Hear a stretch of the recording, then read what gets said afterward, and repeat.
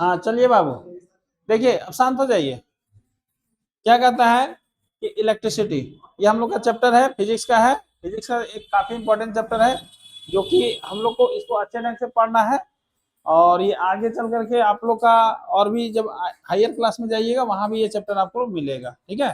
तो चलिए हम लोग शुरू करते हैं। सबसे पहले देखिए इसमें क्या है, एक वर्ड आता है इलेक्ट्रिसिटी। ये आप लोग, आप ये जो चैप्टर है उसका टाइटल यही है, इलेक्ट्रिसिटी। तो हम लोग यहाँ पर ये समझेंगे कि इलेक्ट्रिसिटी क्या होता है। सबसे पहले हम लोग का यही कॉन्सेप्ट जानना है कि इलेक्ट्रिसिटी क्या होता है, ठीक है। तो इलेक्ट्रिसिटी एक तरह से हम लोग देखेंगे, इस इलेक्ट्रिसिटी समझने के पहले हम लोग को थोड़ा सा चार्ज के बारे में समझना है, ठीक है। चार्ज, ठीक है। तो हम लोग देखते हैं कि जनरली कोई एटम लेते हैं, है ना। तो एटम लेते हैं तो उसके अंदर कुछ पार्टिकल्स और भी प्रेजेंट होते हैं, है ना। जैसे हम लोग जानते हैं इलेक्ट्रॉन होता है, ठीक है, प्रोटॉन होता है और न्यूट्रॉन होता है किसी भी पार्टिकल के अंदर, है ना। किसी भी पार्टिकल के यानी किसी भी एटम, है ना। आप लोग जानते हैं कि जितना भी मैटर बना हुआ है, जो भी मैटर बना हुआ है हमारी धरती पर, जो भी चीज बना हुआ है, वो सभी का बिल्डिंग ब्लॉक यानी सबसे छोटा अगर पार्टिकल देखा जाए जिससे वो चीज बना हुआ है, तो वो हमारा क्या है, एटम, है ना। एटम के अंदर भी छोटे छोटे पार्टिकल्स होते हैं, जिसको हम लोग इलेक्ट्रॉन, प्रोटॉन और न्यूट्रॉन्स बोलते हैं, है ना। Electron, proton, neutron. इलेक्ट्रॉन के ऊपर जो होता है वो निगेटिव साइन होता है, ठीक है। इलेक्ट्रॉन के ऊपर निगेटिव साइन, प्रोटॉन के ऊपर पॉजिटिव और न्यूट्रॉन के ऊपर कोई साइन नहीं होता है। और ये सभी चार्ज पार्टिकल हैं, ठीक है। चार्ज पार्टिकल हम लोग किसको बोलते हैं, किसी भी पार्टिकल के ऊपर अगर प्लस या माइनस का साइन आ जाता है, ठीक है, तो वो चार्ज पार्टिकल के अंदर आ जाता है, ठीक है। और चार्ज पार्टिकल अगर कोई बन जाता है तो उसमें अट्रैक्शन और रिपल्सन का प्रॉपर्टी आ जाता है। यानी कोई पार्टिकल अगर चार्ज पार्टिकल हो जाएगा तो उसके अंदर इतना एबिलिटी हो जाता है, इतना कैपेसिटी हो जाता है कि वो किसी भी पार्टिकल्स को अपनी ओर खींच सकता है या किसी पार्टिकल को वो रिपेल भी कर सकता है, ठीक है। चार्ज पार्टिकल न्यूट्रल रहेगा, उसको कोई मतलब नहीं है, वो किसी को अट्रैक्ट नहीं करेगा, है ना। नहीं तो वो किसी के तरफ खींचा जाएगा और नहीं तो किसी को खींचेगा, है ना। तो जो भी हम लोग मैटर देखते हैं उसके अंदर जो भी एटम होता है उसमें तीन तरह का पार्टिकल्स प्रेजेंट होता है, इलेक्ट्रॉन, प्रोटॉन और न्यूट्रॉन, ठीक है। जिसमें कि दो ही के ऊपर जो है वो सिर्फ क्या होता है, प्लस ये साइन होता है ना। एक माइनस का साइन और एक प्लस का साइन होता है, ठीक है ना। तो ये सब जो है ये सब चार्ज पार्टिकल है। तो इसमें अगर हम लोग देखें कि कोई भी एटम के अंदर अगर चार्ज पार्टिकल होता है, चार्ज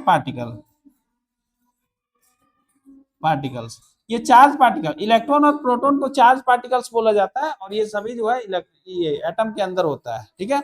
अब हम लोग देखेंगे कि हम लोग का जो कॉन्सेप्ट इलेक्ट्रिसिटी है, थोड़ा सा हम लोग यहाँ पर थोड़ा सा और जानने का प्रयास करेंगे कि एटम के अंदर ये तीनों तरह का जो पार्टिकल्स होता है उसका प्लेस कहाँ पर होता है। तो हम लोग जानते हैं कि एटम के अंदर एक सेंट्रल पार्ट होता है। एटम के अंदर क्या होता है, एक सेंट्रल पार्ट होता है। इस सेंट्रल पार्ट में यानी बीचों बीच का जगह जिसको हम लोग न्यूक्लियस बोलते हैं, क्या बोलते हैं, न्यूक्लियस। तो इस एटम के न्यूक्लियस में हम लोग देखेंगे क्या क्या होता है। न्यूक्लियस में प्रोटॉन और न्यूट्रॉन होता है। क्या होता है, प्रोटॉन और न्यूट्रॉन होता है। न्यूक्लियस में प्रोटॉन होता है और न्यूट्रॉन होता है, प्रोटॉन और न्यूट्रॉन, ठीक है। ये सभी यहाँ पर सेंटर में होते हैं। और इलेक्ट्रॉन जो होते हैं वो न्यूक्लियस के चारों तरफ सेल बना हुआ होता है, उसमें घूमते रहते हैं, ठीक है। इसमें न्यूक्लियस के चारों तरफ सेल बना हुआ होता है ना। इसमें जो है वो इलेक्ट्रॉन इस सेल में घूमते रहते हैं, ठीक है। ये बात आपको समझ में आ गया कि कोई भी एटम है उसके अंदर जो पार्टिकल्स होते हैं वो उसका प्लेस कहाँ पर होता है। ये बात यहाँ तक क्लियर हो गया। अब हम लोग बात करेंगे, क्योंकि हम लोग को पढ़ना इलेक्ट्रिसिटी, आप लोग को थोड़ा सा ये आइडिया भी लग रहा होगा कि इलेक्ट्रिसिटी जो हम लोग देख रहे हैं ये वर्ड, ये यहाँ कौन सा पार्टिकल से रिलेट हो पा रहा है ना। कौन सा पार्टिकल से, ये इसका नाम है इलेक्ट्रॉन, इसको प्रोटॉन और न्यूट्रॉन। अगर पूछा जाए कि ये जो वर्ड है यहाँ कौन सा पार्टिकल से रिलेट कर पा रहे हैं, तो ये इलेक्ट्रॉन से रिलेट हो पा रहा है ना। तो यहाँ पर हम लोग देखेंगे कि जो इलेक्ट्रिसिटी जो बनता है, ठीक है, वो उसमें किसका भागीदारी होता है, इलेक्ट्रॉन्स का, ठीक है। यानी कि कोई भी मैटर में जो इलेक्ट्रिसिटी बनता है ना, वो किसके कारण, इलेक्ट्रॉन के कारण, प्रोटॉन के कारण नहीं, ठीक है, इलेक्ट्रॉन के कारण। क्यों, क्योंकि यहाँ पर हम लोग देखते हैं कि कोई भी एटम में प्रोटॉन जितना भी होता है वो सब सेंटर में ही रहता है, ठीक है। इलेक्ट्रॉन जो है वो उस एटम को छोड़ भी सकता है ना। किसी एटम में इलेक्ट्रॉन आ भी सकता है बाहर से, और किसी एटम से इलेक्ट्रॉन छोड़ के जा भी सकता है। यानी एक तरह से हम लोग क्या बोले कि इलेक्ट्रॉन जो है वो मूव कर सकता है, ठीक है। एक तो अपने यहाँ तो मूव करता ही, इलेक्ट्रॉन जो है वो हमेशा मूवमेंट स्टेट में होता है, यानी घूमते रहता है ना। यानी ये तो मूव कर सकता है, लेकिन ये एक एटम से दूसरे एटम में भी मतलब जा सकता है, ठीक है। इलेक्ट्रॉन जो है आउटर मोस्ट सेल से बाहर भी जाता है और बाहर से आउटर मोस्ट सेल में भी आता है, ठीक है। तो एक तरह से हम लोग ये देखें कि यहाँ पर जो तीन तरह का पार्टिकल्स है, प्रोटॉन जितना भी होगा सब सेंटर में होगा, इलेक्ट्रॉन इसके चारों तरफ घूमता है, ठीक है। और ये प्लस है और ये माइनस है, ठीक है, ये प्लस है और ये माइनस है। जनरली हम लोग देखते हैं कि ये प्रोटॉन सारा यहीं पर पड़ा होता है, इलेक्ट्रॉन चारों तरफ होता है, और प्रोटॉन जो है वो इलेक्ट्रॉन को, क्योंकि प्रोटॉन प्लस है और इलेक्ट्रॉन क्या है, माइनस है, तो प्लस वाला जो पावर होता है, प्लस वाला का जो ताकत है ना, वो माइनस वाला को अपनी तरफ खींच के रखता है, ठीक है। लेकिन हर केस में सभी इलेक्ट्रॉन, अब देखिए बाबू यहाँ पर, यहाँ से समझिए, यहाँ पर प्रोटॉन होगा, ये नजदीक वाला जो इलेक्ट्रॉन होगा उसको तो वो खींच करके रखेगा ही अपने पास, क्योंकि सभी सेल में इलेक्ट्रॉन होता है ना, ठीक है। जो भी सेल किसी भी मैटर का, एटम का होगा, उसमें सभी में इलेक्ट्रॉन हम लोग को रखना पड़ेगा, है ना, और रहता ही है। लेकिन जो सबसे नजदीक होगा उस पर ये सेंटर जो है वो ज्यादा पावर से अपनी तरफ खींचेगा। जैसे जैसे डिस्टेंस बढ़ेगा वैसे वैसे प्रोटॉन का बाहरी सेल वाले इलेक्ट्रॉन से क्या होगा, खिंचाव कम हो जाएगा ना। तो एक कभी कभी हम लोग देखते हैं कि कोई कोई ऐसा मटेरियल होता है जिसमें इलेक्ट्रॉन्स जो होते हैं वो पूरी तरह से सेंटर के कंट्रोल में नहीं होते हैं, और वो इलेक्ट्रॉन फ्रीली मूव कर सकते हैं, है ना। हम लोग देखते हैं कि बहुत सारे गार्जियन के अंदर में मतलब बच्चे होते हैं, एकदम गार्जियन के बिना कहीं हिल नहीं सकते हैं, है ना, पूरी तरह से गार्जियन के कंट्रोल में। कुछ बच्चे जो होते हैं वो क्या होते हैं, गार्जियन के कंट्रोल में रहते हैं लेकिन थोड़ा सा अपने आप फ्रीली मूव कर सकते हैं, और कुछ कुछ तो होते हैं जो बिल्कुल मतलब फ्रीली मूव कर सकते हैं, है ना। तो यहाँ पर हम लोग देख सकते हैं कि जो भी, ध्यान से समझिए बाबू, यहाँ पर हम लोग देखेंगे कि किसी किसी मैटर में, है ना, किसी किसी मैटर में इलेक्ट्रॉन्स जो होते हैं वो फ्रीली मूव कर सकते हैं, है ना। इलेक्ट्रॉन तो सब में होगा, लेकिन इलेक्ट्रॉन का फ्रीली मूवमेंट जो होता है, फ्री मूवमेंट, वो सभी में नहीं पाया जाता है, ठीक है। तो जिसके कारण हम लोग देखते हैं कि जिसमें इलेक्ट्रॉन्स फ्री मूव कर सकता है ना, तो उस इलेक्ट्रॉन को हम लोग बोलते हैं फ्री इलेक्ट्रॉन्स। क्या बोलते हैं, फ्री इलेक्ट्रॉन्स। क्या बोलते हैं, फ्री इलेक्ट्रॉन्स। फ्री इलेक्ट्रॉन्स बाबू आप ध्यान से समझिए कि कोई भी मैटर हो गया उसका एटम में इलेक्ट्रॉन तो होगा ही, इलेक्ट्रॉन होना ही है, ठीक है। क्योंकि हम लोग जानते हैं बिना फंडामेंटल पार्टिकल्स के, बिना फंडामेंटल पार्टिकल्स का कोई एटम होगा नहीं, और एटम नहीं होगा तो कोई मैटर नहीं होगा, क्योंकि सभी चीज क्या चीज से बना हुआ है, एटम से बना हुआ है। लेकिन फ्री इलेक्ट्रॉन सभी में नहीं होता है ना। फ्री इलेक्ट्रॉन्स मतलब जो फ्रीली मूव कर सके, मैटर में फ्रीली मूव कर सके, ठीक है। क्योंकि लगभग बहुत सारे मैटर में जो है वो इलेक्ट्रॉन्स जो होते हैं वो पूरी तरह से सेंटर के कंट्रोल में होते हैं और वो फ्रीली मूव नहीं कर सकते। और जो फ्रीली मूव नहीं करेगा जिस मैटर में इलेक्ट्रॉन, उस मैटर में हम लोग बोल सकते हैं कि चार्ज का फ्लो नहीं हो पाता है ना। क्योंकि हम लोग देखेंगे कि इलेक्ट्रॉन जो है वो क्या है, एक चार्ज पार्टिकल है। अगर इलेक्ट्रॉन फ्लो कर रहा है इसका मतलब चार्ज फ्लो कर रहा है ना। इलेक्ट्रॉन फ्लो कर रहा है इसका मतलब चार्ज फ्लो कर रहा है। जैसे मान लीजिए हम लोग गाड़ी में बैठ गए, है ना, क्लियर है। इलेक्ट्रॉन के ऊपर क्या होता है, चार्ज होता है। हम लोग अपने एग्जांपल सेट करें, अगर हम लोग किसी गाड़ी में बैठ जाए, अगर गाड़ी चल पड़ा तो हम लोग भी चल पड़ेंगे, ठीक है। तो उसी तरह इलेक्ट्रॉन पर निगेटिव चार्ज होता है ना। इलेक्ट्रॉन पर कितना चार्ज होता है, कौन सा चार्ज होता है, निगेटिव चार्ज। अगर इलेक्ट्रॉन का फ्लो होगा तो चार्ज का भी फ्लो होगा, कोई दिक्कत है इसमें, नहीं। तो इलेक्ट्रॉन का फ्लो हुआ तो चार्ज का भी फ्लो हो गया, और जहां पर चार्ज का फ्लो हो गया तो समझो इलेक्ट्रिसिटी बन गया, है ना। फ्लो ऑफ चार्ज यानी किसी भी, मैंने हम लोग बोल सकते हैं चार्ज का फ्लो को ही इलेक्ट्रिसिटी बोलते हैं, है ना। इलेक्ट्रिसिटी मतलब क्या होता है, फ्लो ऑफ चार्ज। चार्ज का फ्लो ही इलेक्ट्रिसिटी कहलाता है। ये बात समझ में आ गया कि किसी भी मैटर में अगर चार्ज का फ्लो हुआ तो इलेक्ट्रिसिटी बन गया, है ना, वही इलेक्ट्रिसिटी कहलाता है। अब एक हम लोग देखेंगे बाबू, बहुत सारा मैटर है जिसमें चार्ज का फ्लो होता है, जिसमें चार्ज का फ्लो नहीं होता है। तो जिसमें चार्ज का फ्लो हो रहा है यानी उसमें इलेक्ट्रिसिटी हो गया, इलेक्ट्रिसिटी बन गया। तो जिससे चार्ज का फ्लो होता है उसको हम लोग बोलते हैं ये कंडक्टर है। क्या है? कंडक्टर है। जैसे जनरली मेटल वगैरह जो हो गया, आयरन हो गया, कॉपर हो गया, है ना, ये सब क्या है, उसमें चार्ज का फ्लो होता है तो हम लोग बोलते हैं ये कंडक्टर है ना। जिसमें चार्ज का फ्लो नहीं होता है उसको बोलते हैं नॉन कंडक्टर है ना, या इंसुलेटर। और कोई भी मैटर कंडक्टर है कि इंसुलेटर है, ये किस बात पर डिपेंड करता है कि उसमें फ्री इलेक्ट्रॉन है कि नहीं है ना। अगर कोई कंडक्टर है इसका मतलब उसमें फ्री इलेक्ट्रॉन है जो कि मूव कर सकता है, तभी ना उसमें चार्ज का फ्लो होगा। ठीक है, तो फ्री इलेक्ट्रॉन होना जरूरी है ना। हम लोग को अगर पूछा जाए कि बताइए मतलब कोई भी अगर कंडक्टर है ना, तो ये कंडक्टर क्यों है, क्योंकि उसमें फ्री इलेक्ट्रॉन होता है, यानी उसमें चार्ज का फ्लो हो सकता है। ठीक है, तो ये हम लोग का हो गया यहाँ पर flow of charge is called electricity. ठीक है, अब इलेक्ट्रिसिटी तो आप लोग को समझ में आ गया। ठीक है, अगर आप लोग से कोई पूछेगा कि इलेक्ट्रिसिटी क्या होता है, आप बता सकते हैं, बता सकते हैं बाबू? Flow of charge is called electricity. अब इलेक्ट्रिसिटी का इंपॉर्टेंस, ठीक है, इलेक्ट्रिसिटी का इंपॉर्टेंस, तो इंपॉर्टेंस तो आप लोग को तो सबको मालूम है ना। इंपॉर्टेंस तो आप लोग को मालूम है, इलेक्ट्रिसिटी का इंपॉर्टेंस सभी को मालूम है। आज हमारा जो मॉडर्न लाइफ है, क्या इलेक्ट्रिसिटी के बिना हम लोग इसको कल्पना कर सकते हैं? नहीं। थोड़ा समय के लिए भी अगर इलेक्ट्रिसिटी कट होता है, पावर कट होता है, तो हम लोग को सब बिल्कुल मतलब ऐसा समझ में आता है कि हम लोग जो है सो फिर पुराने समय में जाने वाले हैं, है ना। बिना इलेक्ट्रिसिटी का अभी तो लाइफ संभव नहीं है, जिस तरह से अभी जो कंडीशन हो गया है ना। इलेक्ट्रिसिटी चाहे गरीब हो, अमीर हो, छोटा हो, बड़ा हो, सबके लिए इलेक्ट्रिसिटी जरूरी है ना। जितना भी वर्किंग एरिया है ना, और स्कूल हो गया, ऑफिस हो गया, या जो भी हो गया है ना, जितना इंडस्ट्री चलता है ना, ये सभी बड़ी बड़ी कंपनियां, सब में इलेक्ट्रिसिटी का यूज होगा, है ना।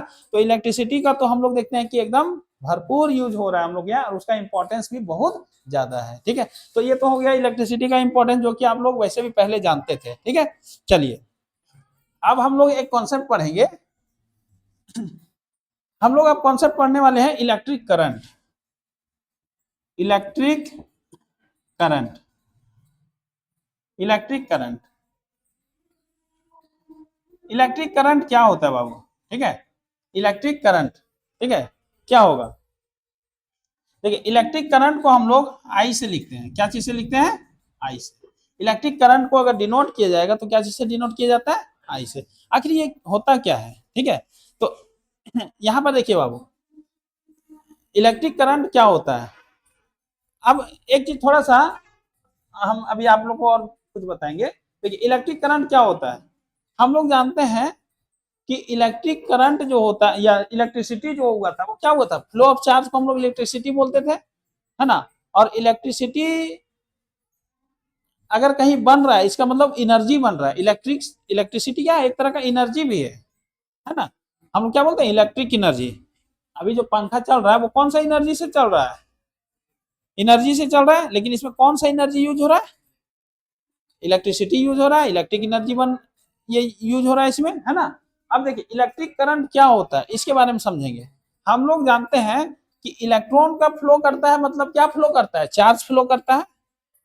तो हम लोग कोई भी चीज को काउंट करते हैं, कोई भी क्वांटिटी होता है उसको हम लोग काउंट कर लेते हैं। करंट को भी काउंट करते हैं, चार्ज को भी करते हैं, वोल्टेज को भी काउंट करते हैं, बोलते हैं ना 220 वोल्ट, है ना, 250 वोल्ट, इस तरह बोलते हैं ना।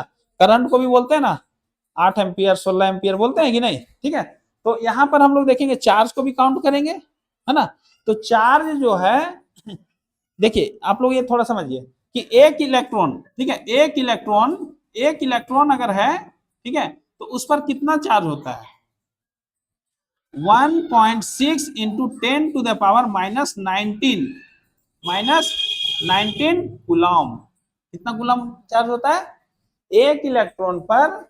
एक इलेक्ट्रॉन पर, ठीक है, ध्यान से समझिए बाबू, 1 इलेक्ट्रॉन एक इलेक्ट्रॉन पर जो होता है वो कितना चार्ज होता है, 1 देखिए ये, क्योंकि ये माइनस, क्योंकि इलेक्ट्रॉन पर जो चार्ज होता है वो निगेटिव होता है, इलेक्ट्रॉन पर जो चार्ज होता है वो क्या होता है, निगेटिव होता है, तो इसीलिए ये जो है माइनस में होगा, चार्ज इसका क्या होगा, माइनस में होगा। इलेक्ट्रॉन का चार्ज निगेटिव होता है, इसीलिए एक इलेक्ट्रॉन पर चार्ज हम लोग माइनस हटा करके बोलेंगे तो ये सही नहीं होगा, है ना, क्योंकि इस पर जो होता है वो क्या होता है, निगेटिव चार्ज होता है। एक इलेक्ट्रॉन पर इतना चार्ज होता है, और एक प्रोटॉन पर अगर बोला जाए, एक प्रोटॉन पर जो चार्ज होता है वो 1.6 इंटू 10⁻⁻19 कूलम होता है। देखिए ये दोनों, एक इलेक्ट्रॉन और एक प्रोटॉन, दोनों का चार्ज के हिसाब से सेम पावर है ना, बस खाली इसमें डिफरेंस क्या होगा, एक माइनस में होगा और एक प्लस में होगा। प्लस वालों को हम लोग प्लस में लिख के नहीं दिखाते हैं, लेकिन माइनस वालों को लिख करके दिखाना पड़ेगा। कोई दिक्कत है इसमें? एक इलेक्ट्रॉन अगर कहीं गुजर गया, एक इलेक्ट्रॉन अगर कहीं से गुजरा, मतलब बोलेंगे कि इतना चार्ज गुजर गया, है ना। प्रोटॉन नहीं गुजरता है, प्रोटॉन का इलेक्ट्रिसिटी में हम लोग नहीं यूज करेंगे, है ना। एक इलेक्ट्रॉन कहीं से गुजरा मतलब इतना चार्ज चला गया, ठीक है। अब देखिए बाबू, ध्यान से समझिए, ये अब आपको क्या करना है, मान लीजिए कोई कंडक्टर है, ठीक है, कोई कंडक्टर ले लिए, हम लोग को समझना इलेक्ट्रिक करंट क्या होता है। तो कोई कंडक्टर है, अब ये कंडक्टर में कहीं पर कोई जगह ले लिए बाबू, मान लीजिए यहाँ पर, ठीक है, यहाँ पर, इसमें हम चार्ज फ्लो कर रहे हैं, इसमें क्या फ्लो कर रहे हैं, एक चीज आपको और समझना है। अच्छा देखिए, थोड़ा गौर करने वाली बात है, जो कि पूछता भी है, कोई भी पार्टिकल है उस पर जो चार्ज होता है, चार्ज का यूनिट कूलम होता है। क्या होता है?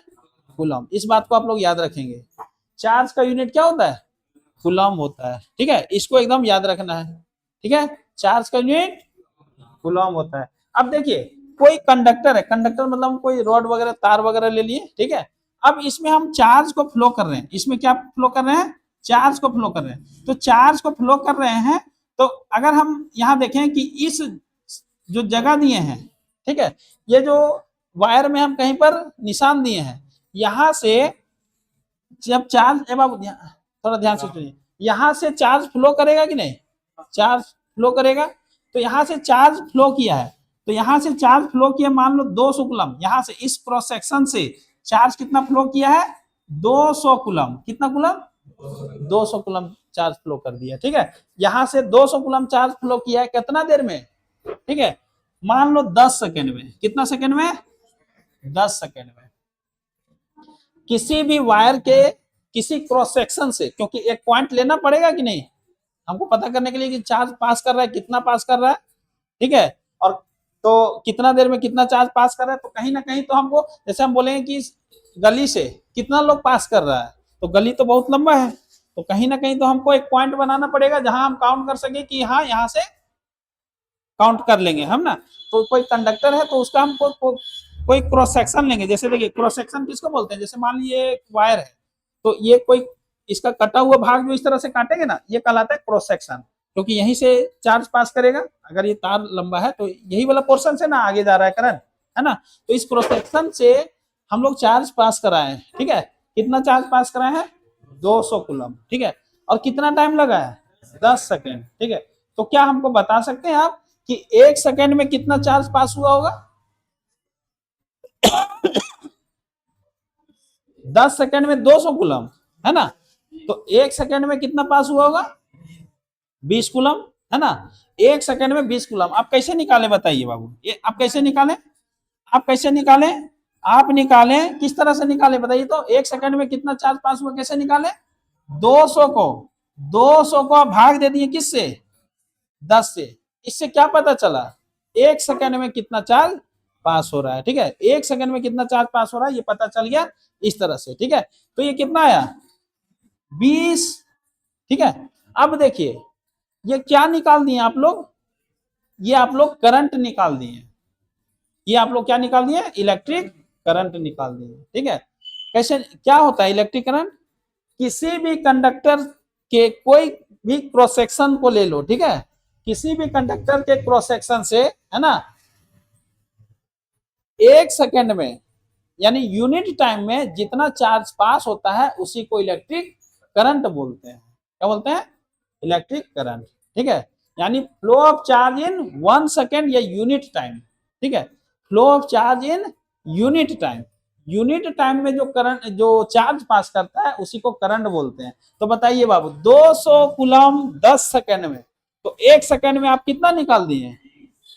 20 निकाल दिए। तो 1 सेकेंड में 20 मतलब ये हो गया करंट, क्योंकि 1 सेकेंड में जितना चार्ज पास होता है उसी को क्या बोलते हैं? इलेक्ट्रिक करंट बोलते हैं। बात समझ में आ गया? तो आपको इलेक्ट्रिक करंट समझ में आ गया। तो अब आप लोग खुद निकाले हैं बाबू कि इलेक्ट्रिक करंट कैसे निकालते हैं। ये तो आप इलेक्ट्रिक करंट, तो इलेक्ट्रिक करंट यानी आई बराबर आप क्या निकाल दिए बताइए तो? आई बराबर क्या हो गया? क्यू, ऊपर क्या रखे थे? चार्ज, ऊपर रखे थे चार्ज, चार्ज को शॉर्ट में क्यू लिखते हैं, है ना, और नीचे क्या रखे थे? टाइम, ठीक है। तो यहां पर आप जो है सो देखिए बाबू, आप जो है सो एक डेफिनेशन क्रिएट कर दिए हैं, क्या चीज का? इलेक्ट्रिक करंट का, और जिसका फॉर्मूला ये होता है I is equal to Q by T. Clear है? हाँ, इलेक्ट्रिक, एक मिनट रुकिए, एक मिनट रुकिए, आई इजिकल टू क्या हो गया? क्यू बाय टी, ठीक है। तो इलेक्ट्रिक करंट का अगर आपको डेफिनेशन पूछा जाए तो आप बता सकते हैं इलेक्ट्रिक करंट का डेफिनेशन क्या होगा बाबू? Flow of charge through a conductor in unit time, ठीक है। चलिए ये हो गया। अब इलेक्ट्रिक करंट हम लोग निकाल दिए, ठीक है, इसका यूनिट क्या होगा? इलेक्ट्रिक करंट का यूनिट, इलेक्ट्रिक करंट का यूनिट जो होगा वो क्या होगा बाबू? इलेक्ट्रिक करंट को हम लोग एम्पियर में नापते हैं। क्या चीज में नापते हैं? एम्पियर में। इलेक्ट्रिक करंट को क्या चीज में नापेंगे? एम्पियर में, जिसका हम लोग देखेंगे शॉर्ट यूनिट एम्पियर लिखेंगे, और इसको हम लोग सिंबल में ए लिखते हैं। एम्पियर को क्या चीज में? ए लिखते हैं, ठीक है।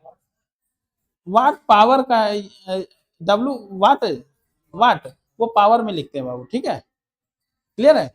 आएगा एक एक करके सब आएगा, है ना, हम लोग सबको देखेंगे। अभी आप लोग को करंट के बारे में समझ में आया, ठीक है। अब देखिए बाबू, एक मिनट, एक मिनट रुकिए बाबू, एक मिनट रुकिए। देखिए एम्पियर जो है, ध्यान से समझिए, एम्पियर जो है, यहाँ ध्यान से समझिए, एम्पियर जो है सो जो यूनिट रखा गया है, क्योंकि देखिए लगभग जितना भी आप देखिएगा यूनिट, है ना, साइंस में किसी का भी यूनिट, तो वो कोई ना कोई साइंटिस्ट का नाम के ऊपर ही रखा हुआ मिलेगा, है ना। चलिए, तो यहाँ पर एम्पियर जो है, ठीक है, ये नाम किसके द्वारा लिया गया है? ये एक साइंटिस्ट है, फ्रेंच साइंटिस्ट, उसका नाम है एंड्री मैरी एम्पियर, है ना, उसी के नाम पर यहाँ एम्पियर उसका टाइटल लगा दिया गया है। क्लियर है? चलिए, यहां तक कोई दिक्कत है?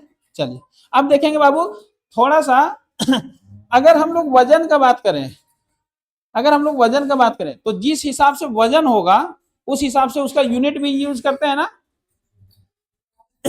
ध्यान से सुनिए बाबू, अगर जिस हिसाब से हम लोग कोई वेट लेते हैं उस हिसाब से हम लोग उसका यूनिट भी यूज करते हैं।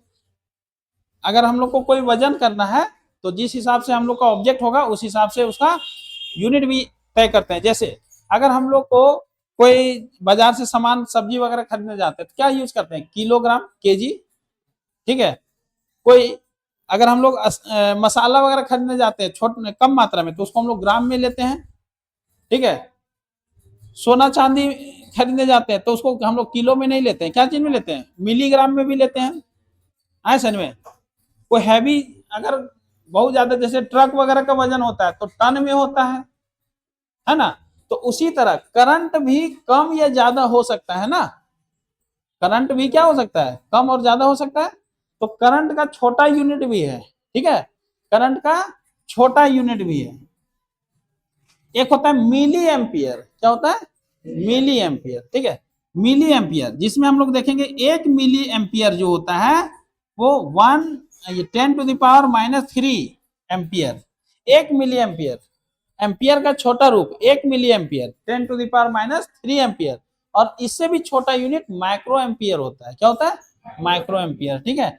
1 माइक्रो एम्पियर, माइक्रो को ऐसे लिखेंगे और एम्पियर ये होता है 10⁻⁶ एम्पियर, ठीक है। ये आपको छोटा यूनिट इसका है एम्पियर का, ये आपको याद रखना है। 1 मिली एम्पियर बराबर 10 to the power minus 3 ampere, और 1 micro ampere is equal to 10 to the power minus 6 ampere. ये बात आपको क्लियर हो जाना चाहिए, ठीक है। अब देखिए यहां तक क्लियर हो गया। एक इलेक्ट्रॉन पर कितना चार्ज होता है ये भी समझ में आ गया, एक इलेक्ट्रॉन पर चार्ज कितना होता है ये भी समझ में आ गया, एक प्रोटॉन पर कितना चार्ज होता है ये समझ में आ गया, लेकिन यहाँ पर डिफरेंस आपको समझ में आ गया, ठीक है। थोड़ा सा आपको ये चीज भी समझना है कि देखिए बाबू, अगर हमको 1 कूलम अगर हम लोग चार्ज बनाना है, 1 कूलम चार्ज, ठीक है, 1 कूलम चार्ज, 1 कूलम अगर चार्ज बनाना है, ठीक है, 1 कूलम अगर हमको चार्ज बनाना है, ध्यान से समझिए, ठीक है, 1 कूलम अगर चार्ज बनाना है तो उसके लिए हम लोग को क्या करना पड़ेगा, चार्ज बनाना मतलब इलेक्ट्रॉन, चार्ज मतलब इलेक्ट्रॉन, है ना, चार्ज बनाना मतलब इलेक्ट्रॉन का जरूरत पड़ेगा। तो 1 कूलम चार्ज बनाने के लिए हम लोग को कितना इलेक्ट्रॉन का जरूरत पड़ेगा, हम लोग को जरूरत पड़ेगा 6 into 10 to the power 6 into 10 to the power 18 electron, ठीक है, इलेक्ट्रॉन, इलेक्ट्रॉन्स, है ना, कंस्टिट्यूट कंस्टिट्यूट 1 कूलम चार्ज। बाबू ध्यान से समझिए, अगर हमको 1 कूलम चार्ज बनाना है, कितना कूलम चार्ज बनाना है, 1 कूलम चार्ज बनाना है, 1 कूलम चार्ज, तो 1 कूलम चार्ज बनाने के लिए आपको कितना इलेक्ट्रॉन लाना पड़ेगा, 6 into 10 to the power 18 electrons, जो कि बहुत बड़ा नंबर होता है, ठीक है, आए समझ में, मतलब 6 के ऊपर 18 को जीरो लिखिए, उतना इलेक्ट्रॉन अगर आप ला पाते हैं, यानी होगा, तब एक कहां पर है माइनस में, ये इलेक्ट्रॉन्स का नंबर है, संख्या है समझ में।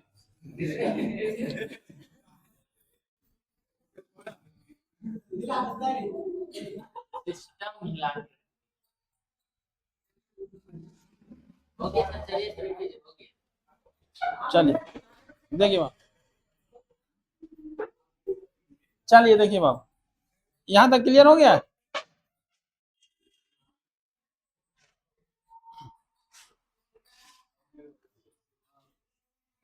बोलिए इसमें, अब हम लोग आगे बढ़ते हैं। एक यहाँ पर और कॉन्सेप्ट आपको देना है, देखिए ध्यान से समझिए, चार्ज, देखिए बाबू ध्यान से समझिए, यहाँ तो आप लोग देख लिए, ये भी आपने देख लिए। अच्छा, आपको अगर चार्ज निकालना पड़े, ध्यान से समझिए बाबू, ठीक है, कि कोई हम लोग के पास इलेक्ट्रॉन्स है ना, उस पर कितना चार्ज होगा, ध्यान से समझिए, 5 इलेक्ट्रॉन पर कितना चार्ज होगा, ठीक है, 10 इलेक्ट्रॉन पर कितना चार्ज होगा, ठीक है, क्योंकि 1 इलेक्ट्रॉन पर हम लोग चार्ज जानते हैं कितना होता है, इतना होता है ना। अगर हम बोले कि 5 इलेक्ट्रॉन फ्लो किया है तो कितना चार्ज होगा, है ना। तो चार्ज का जो फॉर्मूला होता है, चार्ज का जो फॉर्मूला होता है, जिसको हम लोग क्यू बोलते हैं, इसका फॉर्मूला होता है एन ई, ठीक है, एन ई, चार्ज का फॉर्मूला क्या होता है, एन ई, जहां पर क्यू बराबर चार्ज हो गया और एन मतलब हो गया, एन बराबर number of electrons, number of electrons, और ई बराबर हो गया चार्ज ऑन इलेक्ट्रॉन्स, ठीक है।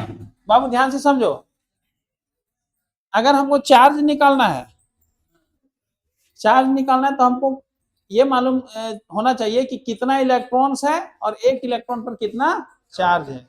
अगर ये दोनों हमको मालूम है तो हम लोग यहाँ पर इसमें रख देंगे, हम लोग का टोटल चार्ज निकल के आ जाएगा। जैसे कहने का मतलब क्या है कि हमारे पास मान लेते हैं 10 इलेक्ट्रॉन है, तो इससे कितना चार्ज बनेगा, तो नंबर ऑफ इलेक्ट्रॉन्स 10 हो गया और 1 इलेक्ट्रॉन पर चार्ज इतना है, इसको रख के मल्टीप्लाई कर देंगे तो हमारा टोटल चार्ज आ जाएगा, कोई दिक्कत इसमें नहीं। चलिए अब हम लोग आगे बढ़ते हैं बाबू, देखिए एम्पियर, देखिए बाबू एम्पियर को आपको डिफाइन करना है, ठीक है, एम्पियर, यहां तो ये सब क्लियर हो गया। अब हम लोग एम्पियर को डिफाइन करेंगे, देखिए एम्पियर, डेफिनेशन है ना ऑफ एम्पियर,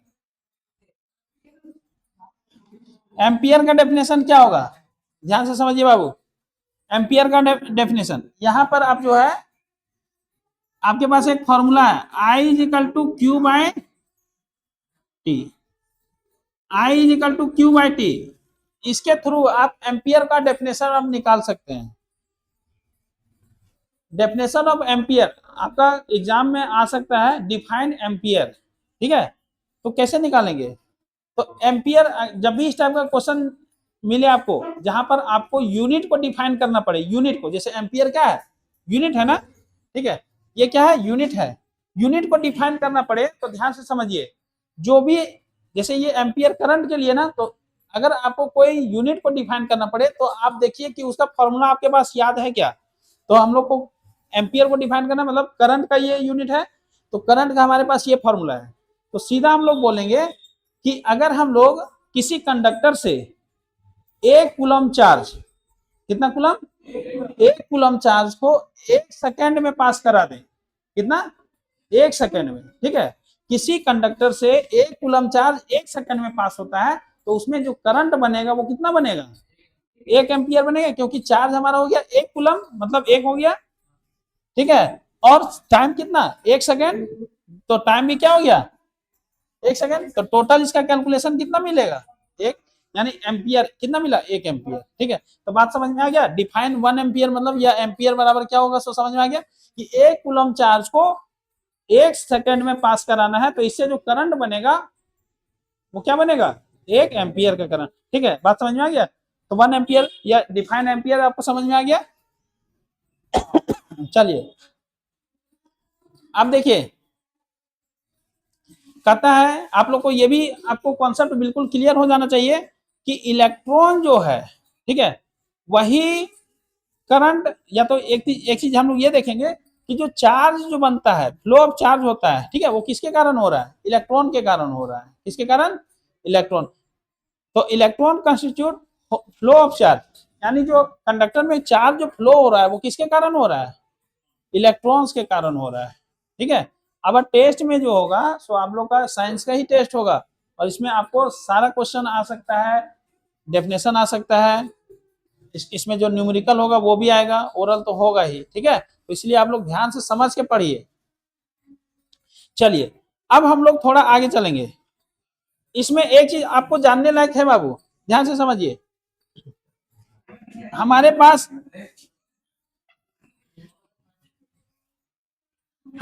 एक कंडक्टर है,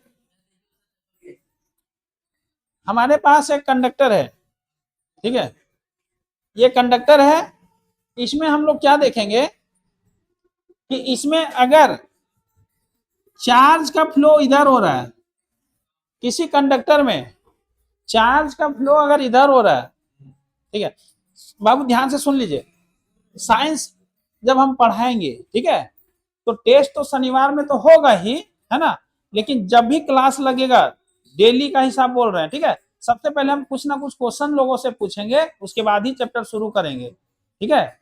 आप कितना ध्यान से यहाँ सुन रहे हैं, कितना ध्यान से आप रिवीजन कीजिएगा, ये हमको मालूम भी करना है, ठीक है। तो इसीलिए ध्यान से सुनिए, और जो नेक्स्ट डे होगा इसमें आपको क्वेश्चन बताना ही है, ठीक है, नहीं तो आपके हिसाब से उसमें पनिशमेंट भी मिल सकता है, ठीक है। देखिए, अरे तुम शांति से बैठो ना बाबू, देखिए यहाँ पर क्या है, यहाँ पर देखिए इलेक्ट्रॉन, देखिए बाबू एक मिनट रुकिए,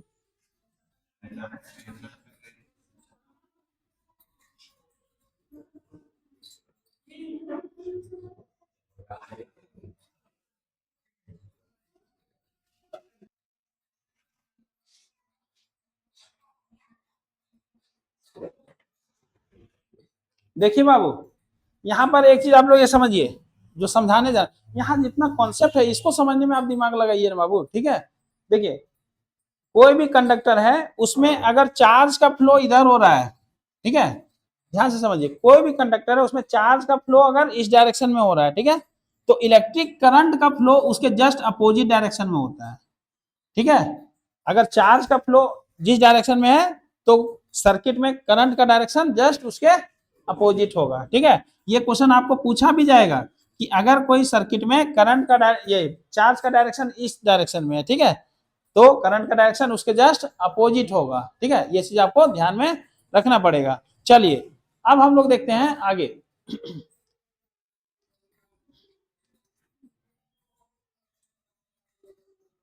इलेक्ट्रिक सर्किट, हम लोग का अगला टॉपिक है इलेक्ट्रिक सर्किट। क्या होता है ये इलेक्ट्रिक सर्किट?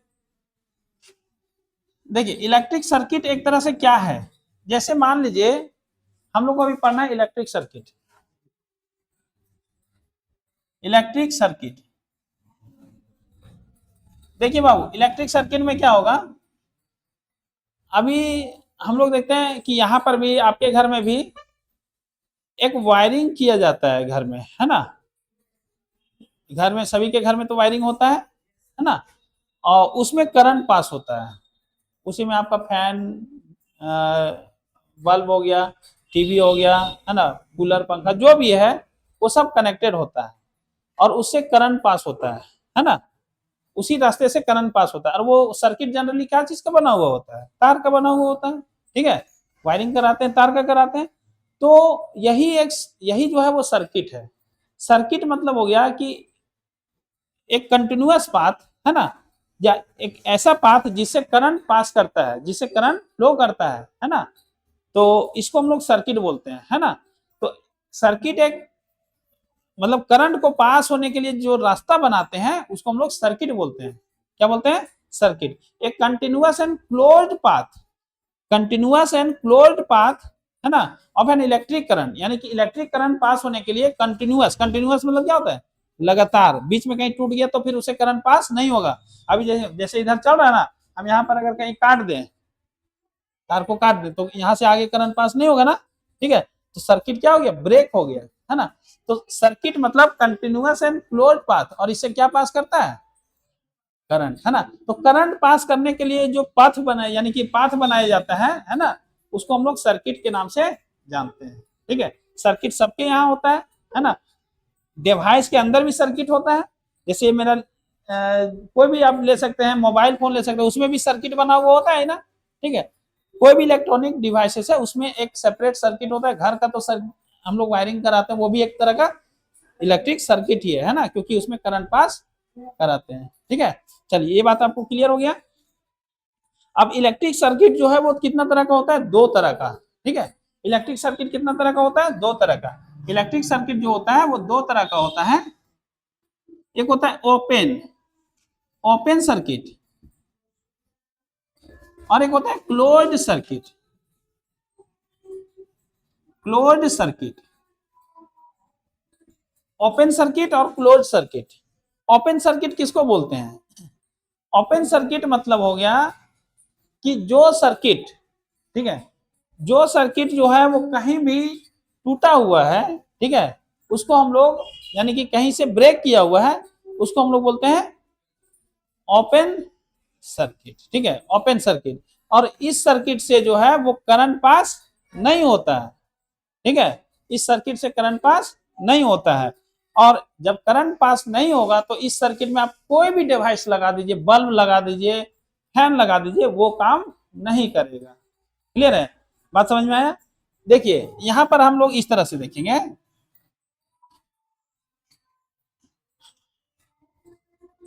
बल्ब का इस तरह से डिजाइन होता है, ठीक है। देखिए हम लोग जब सर्किट बनाएंगे, हम लोग जब सर्किट बनाएंगे तो इसमें ये जो सर्किट बनाते हैं वो जनरली ये वायर है, ठीक है। सर्किट में और भी कुछ होता है, ठीक है, बहुत सारा सर्किट में हम लोग बहुत सारा चीज लगा सकते हैं, है ना, लेकिन कम से कम मिनिमम सर्किट बनाने के लिए आपको मिनिमम क्या क्या चीज का जरूरत पड़ सकता है, ठीक है। तो सर्किट बनाने के लिए क्या क्या चीज का जरूरत पड़ सकता है? सर्किट बनाने के लिए आपको वायर चाहिए, ठीक है, वायर के बिना सर्किट नहीं बना पाएंगे ना। वायर चाहिए, आपको एक सोर्स ऑफ एनर्जी चाहिए, सोर्स ऑफ एनर्जी चाहे बैटरी दीजिए या तो फिर आप एसी सप्लाई दीजिए, है ना, बिना बैटरी का आप सर्किट चालू नहीं कर सकते हैं। तो सर्किट बनाने के लिए आपको एक सोर्स ऑफ एनर्जी चाहिए, चाहे बैटरी जिसको बोल सकते हैं, वायर चाहिए, और एक यूटिलाइजिंग डिवाइस चाहिए। यूटिलाइजिंग डिवाइस मतलब जो एनर्जी इसमें आएगा उसका यूज कौन करेगा, उसका यूज जैसे बल्ब करेगा, फैन करेगा, कुछ भी करेगा ना, तो ये चीज मिनिमम रिक्वायरमेंट है ना, ये क्या है, सर्किट बनाने का मिनिमम है। अब हो सकता है कि सर्किट में आप जो है सो स्विच भी लगा दीजिए, है ना, सर्किट में आप वोल्टमीटर लगा दीजिए कि कितना वोल्टेज जा रहा है नापने के लिए, सर्किट में आप अमीटर लगा दीजिए कितना करंट पास हो रहा है नापने के लिए, है ना। तो मिनिमम रिक्वायरमेंट के लिए, जैसे खाना में मिनिमम रिक्वायरमेंट क्या क्या हो सकता है, मतलब जो जरूरी चीज है, इसके बाद फिर आदमी जो है सो शौक से भी बहुत सारा चीज मतलब कि तरह तरह का वेरायटी खाता है ना। लेकिन कहने का मतलब क्या है कि जैसे हम लोग नहीं बोलते हैं जीने के लिए बेसिक नीड क्या क्या जरूरी है ना, रोटी कपड़ा मकान बोलते हैं, है ना, इसके अलावा फिर धीरे धीरे और एडिशनल जुड़ जाता है। लेकिन सर्किट के लिए आपको क्या क्या चाहिए बाबू, सोर्स ऑफ एनर्जी जिसको हम लोग बैटरी बोलते हैं, है ना, वायर चाहिए और ये एक यूटिलाइजिंग डिवाइस चाहिए, ठीक है। अब देखिए यहाँ पर एक हम लोग की लगा देते हैं, की मतलब समझ रहे हैं, की मतलब क्या होता है, स्विच लगा देते हैं, ठीक है, स्विच लगा देते हैं। तो देखिए ये जो जब हम यहाँ लगाएंगे ना, तो ये वाला होता है बैटरी का, ये जो होता है ना वो बैटरी का, ये सेल सेल का यूनिट होता है, क्या होता है, सेल का। देखिए सेल और बैटरी में क्या अंतर है, एक हम लोग लिखेंगे सेल, ठीक है, सेल, और एक लिखेंगे बैटरी, ठीक है। हम लोग बैटरी का जनरली बहुत बार सुनते हैं, है ना, कि टॉर्च में बैटरी लगवाना है ना, टॉर्च में बैटरी लगाना है, ये क्या बोलते हैं उसमें, घड़ी में बैटरी लगवाना है, ठीक है। तो देखिए ये सेल और बैटरी में क्या डिफरेंस है, एक सिंगल सिंगल जो होता है सेल, है ना, मतलब सेल एक सिंगल कंपोनेंट है ना, और बहुत सारा सेल को मिला देंगे तो क्या बन जाता है, बैटरी, है ना, बहुत सारा सेल को मिला देते हैं तो क्या बन जाता है, बैटरी, ठीक है। यानी सेल का कॉम्बिनेशन को हम लोग बैटरी बोल देते हैं, क्लियर है। तो घड़ी में हम लोग लगाते हैं तो क्या लगाते हैं, सेल लगाते हैं। टॉर्च में जो है 3 सेल 4 सेल का आता था ना, तो उसमें हम लोग बोलेंगे बैटरी, क्लियर है, ठीक है। तो ये बात देखिए बाबू, यहाँ पर हम लोग एक की लगा दिए, की मतलब यहाँ स्विच का काम करता है ये। अभी देखिए ये इसमें जब हम लोग यहाँ बैटरी या सेल लगाएंगे तो इसमें देखिए ये एक बड़ा वाला साइन खींचेंगे, एक छोटा वाला, तो बड़ा वाला साइन जो है ये पॉजिटिव टर्मिनल को दिखाता है, ठीक है, क्लियर है, बड़ा वाला पॉजिटिव टर्मिनल को दिखाता है और छोटा वाला निगेटिव को दिखाता है, क्या चीज को दिखाता है, निगेटिव को। अब देखिए यहां से करंट जो है, ठीक है, करंट जो है वो पॉजिटिव से निगेटिव की तरफ घूमता है। करंट का अगर पूछा जाए कि करंट का मूवमेंट का डायरेक्शन क्या है, तो हम लोग क्या बोलेंगे, पॉजिटिव टर्मिनल से निगेटिव टर्मिनल। अब देखिए बाबू करंट तो यहाँ से निकला, लेकिन यहाँ से तार यहाँ टूटा हुआ है, मतलब स्विच है, स्विच हम लोग का क्या काम करता है, जो हम लोग के घर में स्विच लगा हुआ होता है वो सर्किट में सर्किट को क्लोज करने और ओपन करने का काम करता है। इस तरह से देखिए तार टूटा हुआ जैसा लग रहा है ना, इसका मतलब स्विच अभी ऑफ है, स्विच ऑफ है, और स्विच ऑफ है मतलब सर्किट ओपन है, सर्किट अभी क्या है, ओपन है, इसका मतलब स्विच ऑफ है। सर्किट ओपन मतलब स्विच बंद है, सर्किट ओपन मतलब स्विच अभी बंद है। बात समझ में आ गया, ठीक है। अब देखिए इस कंडीशन में क्या बल्ब यहाँ जलेगा, नहीं जलेगा, क्यों नहीं जलेगा, क्योंकि करंट यहां से आगे जाएगा ही नहीं, कोई दिक्कत इसमें नहीं है, ठीक है। चलिए ये हो गया ओपन सर्किट। अब इसी तरह अगर हम लोग क्लोज सर्किट में बात करें, ठीक है, तो क्लोज सर्किट में यहाँ पर जो हम लोग स्विच लगाते हैं वो स्विच के कारण क्या होता है, ये आकर के फिर यहाँ सट जाता है ना। अब सर्किट हो क्या हो गया, क्लोज हो गया, और सर्किट क्लोज हो गया तो यहाँ से तुरंत इलेक्ट्रिक करंट पास हो जाएगा, है ना, और तुरंत जो है सो जाकर के बल्ब को जला देगा, है ना। तो सर्किट, तो हम अभी क्या देखें, अभी स्विच ऑफ है कि ऑन है, स्विच ऑन हो गया, अगर स्विच ऑन है तो सर्किट क्लोज हो गया और इसमें करंट पास होगा, करंट पास होगा और बल्ब जो है सो जल जाएगा। बात समझ में आया। तो आप लोग को क्लोज सर्किट और ओपन सर्किट का कॉन्सेप्ट आप लोग को मालूम चल गया बाबू, ठीक है। चलिए अब हम लोग आगे चलते हैं, क्या बाबू, टाइम हो गया, अच्छा चलिए ठीक है।